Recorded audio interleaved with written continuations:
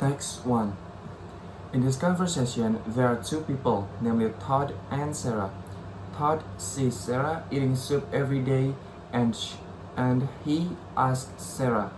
Sarah replies that she looks to cook soup because it's easy.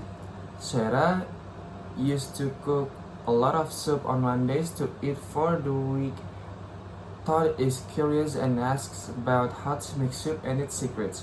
Sarah also explained the steps on how to make the soup such as all the ingredients in boiling water and with the addition of a little seasoning using a few ingredients such as brown rice, usually chicken and some vegetables.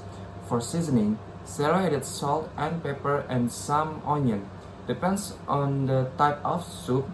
After cooking the soup, she cools it down to room temperature and when she wants to eat it, just has to heat it up in the microwave. Todd also asked for a bowl of soup if Sarah made more portion. Text 2. Steve plans to ask Jennifer out on a Saturday night. He asked Renee where the cinema was in the city center near the hospital. Renee also told him the direction to go to the cinema, which was to drive down first to the west, cross the river, and keep going straight until the Pine Street. Then turn left and the cinema is second building on the right. It's next to the church. After finding out where the cinema was, Steve asked Renee if she had any good restaurant recommendations. Renee suggested the Pink Flamingo, which serves excellent Spanish food. Steve asked again for the direction to the restaurant. Renee explained it with cinema starting point. Renee said, go south on Pine Street, cross 2nd Street, and drive to 3rd Street. You will see a parking lot on the left side of the road. Then turn left on 3rd Street and drive east. The Pink Flamingo is the building just before the river on the left side. The restaurant is open on weekdays from 10:30 a.m. to 11:30 p.m.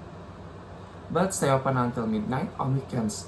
After confirming the restaurant, Steve asked Renee one more thing: where to buy flowers. Renee tells in front of the stadium on 2nd Street. Text 3. There was a poor dog that his master didn't pay attention to. He often starved until finally he ran away from his master. On his escape, he met a sparrow. The sparrow asked the dog, "Why are you sad?" The dog replied that he was hungry. The sparrows took him to the city in search of meat. This kind-hearted sparrow helped dogs find meat. After eating meat, the dog wanted to eat bread and the sparrow agreed. But misfortune befell the dog. A carter pulled by 3 horses with 2 barrels of wine ran over the poor dog who was sleeping soundly during the day. Even though the sparrows had warned him, the carter kept going, ignoring the sleeping dog. The sparrow was very angry with the carter. He took revenge for the death of his canine friend. First, he packed a vat of wine with a hole, causing the wine to drip onto the road and run out. The cartman only realized when he looked around the street that his wine had been dripping and running out. Second, the sparrow perched on the head of one of the horses and pecked him until he stood up and kicked. When the carter saw him, he took out his axe and aimed a blow at the sparrow, which meant killing it. But the sparrow managed to fly away, and the blow hit the poor horse's head with such force that he fell dead. The carter always said, "I'm just unlucky," when he had the misfortune caused by the bird, and birds, they are not satisfied with their actions always say, "Not enough wool." The sparrow packed another barrel of wine and pecked the horse's head again until the carter killed the horse like before. Finally, the carter came home with nothing, only angry and annoyed that he got. When he returned home, his wife told him that in the attic there were many birds eating his corn plants. The carter said, "I'm really unlucky, not rest enough yet," said the sparrow.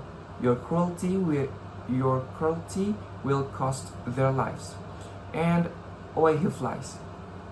He flew to the window. The carter saw him and immediately took the axe and threw it at its sparrow but didn't hit it. The sparrow came in and perched on a chair by the window. The carter became mad and blind with anger. He took a stool and broke it into 2 pieces. The carter and his angry wife, they broke the things in the house such as glasses, chairs, benches, tables, and lastly the walls, without touching the birds at all. But finally, the sparrow was caught by the carter's wife. His wife offered to kill the sparrows outright, but her husband refused. Her husband wanted the sparrow to be cooked and eaten, but before that he wanted his wife to kill the sparrow by cutting off its head with an axe. When his wife swung the axe at the sparrow, it shot and hit her husband's head. The carter was killed, and the sparrow flew freely back to their nests.